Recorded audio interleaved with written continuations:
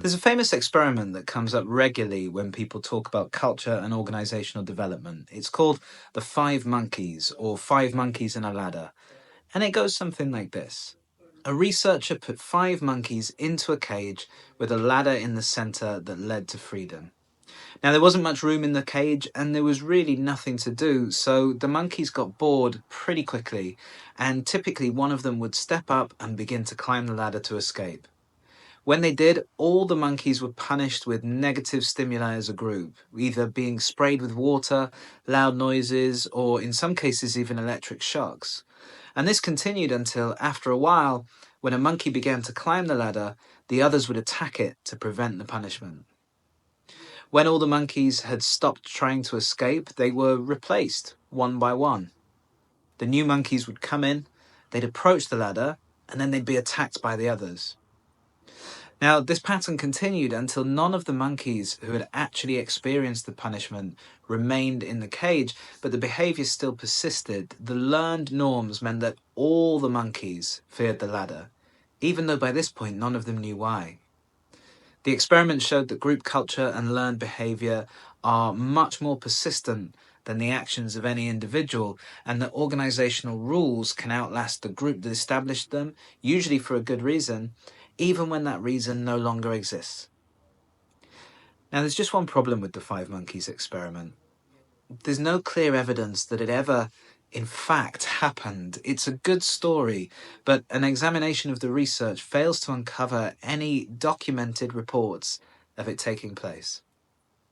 There are similar studies, however, and they're less dramatic, but they illustrate broadly the same point. The most likely inspiration for the Five Monkeys experiment is a 1967 study conducted by G.R. Stevenson, in which he conditioned monkeys to fear specific objects by subjecting them to concentrated blasts of air each time they touched the object. After that training, a naive monkey was added to the group, and the trained monkeys actively discouraged them from approaching the object, even physically pulling them away from it with fearful expressions and behaviour.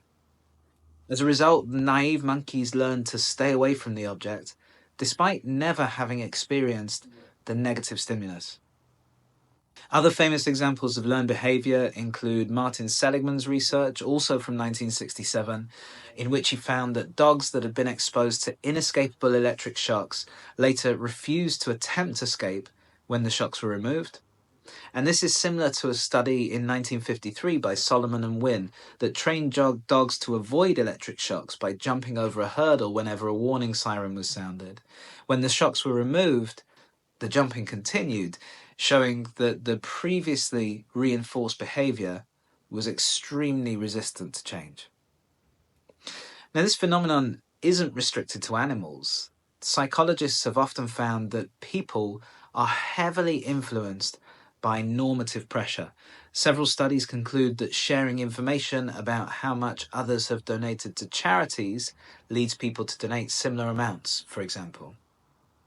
Several researchers have discovered that in group settings, we're highly likely to resist changing existing norms due to social inertia and peer pressure, even when we're presented with an obviously better or more productive approach. Change is seen as a threat, and so even as we see our environment changing, we cling to the old ways of doing things. Sound familiar? So what does this all mean for culture? Well, the first most important point is that it's unlikely that just changing a few people will change an ineffective culture. Evolving the norms of an organization is possible, but it takes intentional leadership and systematic, consistent effort, rewarding small shifts and deliberately overhauling established but ineffective ways of doing things. Realigning incentives, identifying the most influential people across the organization and enrolling them in the change, and constantly reinforcing the reasons why the shift is necessary are all crucial steps to take.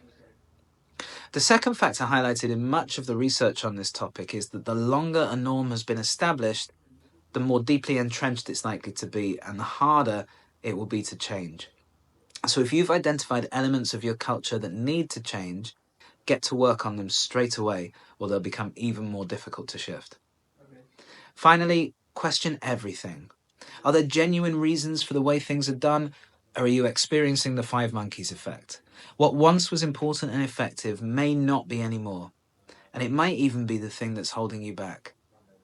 Interrogating that is key to creating a culture that gets you where you need to go.